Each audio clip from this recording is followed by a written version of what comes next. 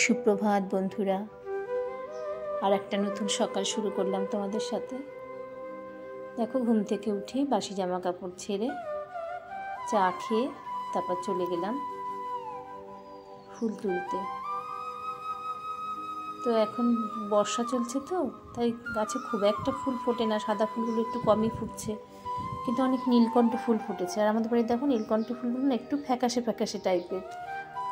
আর একটা গাছ আছে, সেই গাছটায় মানে খুব গাঢ় নীল ফুলগুলো। তো এই ফুলগুলো বেশি তোলা হয় না, তো আজকে ফুল কম ফুটেছে বলে তাই ভাবলাম কি যাই এই গাছ থেকে একটু কটা নীলকণ্ঠ ফুল তুলে নিয়ে এসি। তাই দেখো ফুল তুলতে এসেছি। তারপরে দেখো আর টুকটাক যা কাজ ছিল সেগুলো কমপ্লিট করে ওই যে গাছ থেকে আমি একটা শর্ট ভিডিও ছেড়েছিলাম লাউ কাটার, তো সেই লাউটা কেটে নিলাম। আর দেখো বলেছিলাম চিংড়ি মাছ নিয়ে আসতে বাজার থেকে, চিংড়ি মাছ নিয়ে এসে লাউ দিয়ে চিংড়ি মাছ করবো। চিংড়ি মাছ দিয়ে লাউ দিয়ে করব। জানো তো, আমার সেজো ননদ, তার বয়স ধরো এখন প্রায় 80-র কাছাকাছি। এবার আমার সেজো ননদ আসলে, আমার মায়ের থেকেও বড় আমার সেজো ননদ। এবার সেই সেজো ননদ আসলে না, আমার সেজো ননদ রান্না করতো। সেজো ননদ রান্না করতে ভালোবাসে, আর আমিও রান্না করতে না ভালোবাসি। দেখো এই যে আমি চিংড়ি মাছগুলো ভেজে কিন্তু তুলে নেব। তারপরে জিরে তেজপাতা শুকনো লঙ্কা ফোড়ন দিয়ে লাউ চিংড়িটা করব।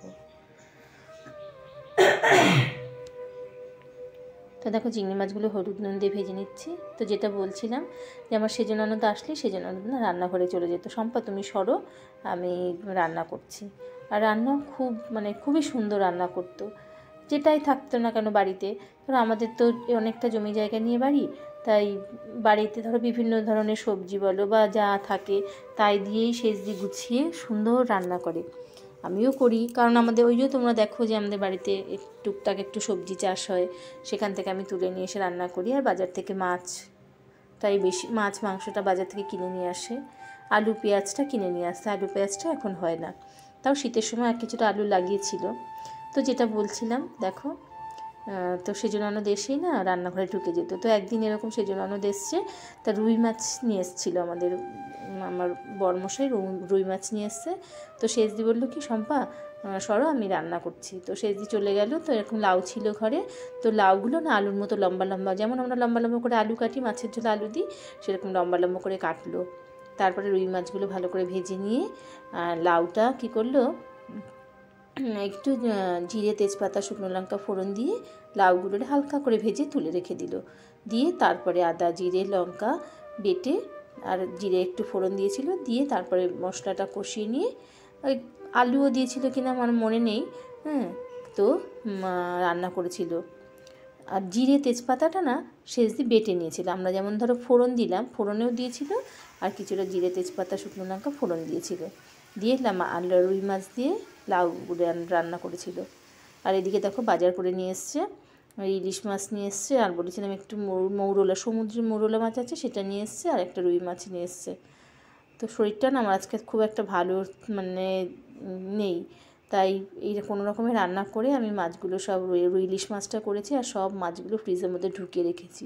চানও করা হয়ে গেছে। চান করে উঠলে কি কারো মাছ কাটতে ইচ্ছে করে বলো? মাছ কাটলে কেমন মনে হয় যেন গায়ের থেকে একটা গন্ধ বেরোচ্ছে। মাছ সাধারণত আমি বাড়িতেই কাটি।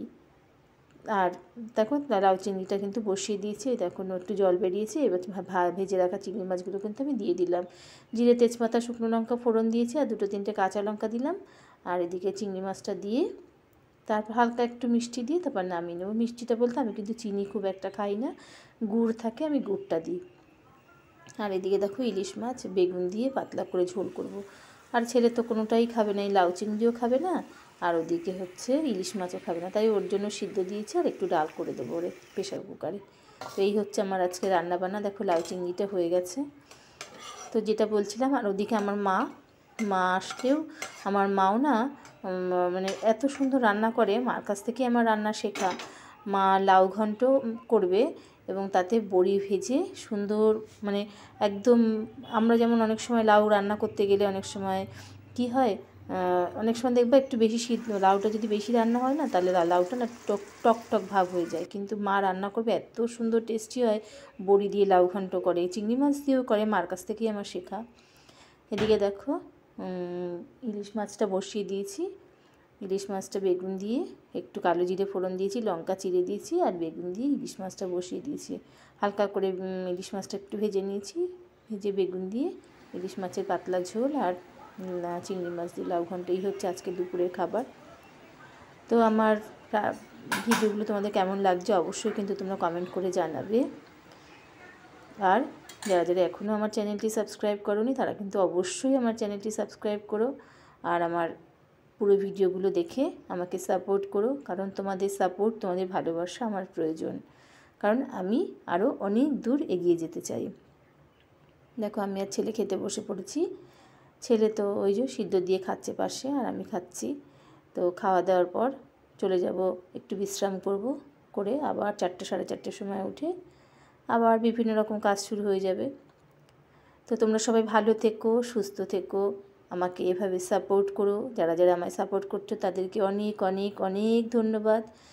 তোমরা এভাবেই আমার পাশে থেকো। আর তোমরা সবাই ভালো থেকো। সামনে পুজো আসছে, সবাই খুব আনন্দ করো। দেখা হচ্ছে আমার পরবর্তী আর একটা ভিডিওতে।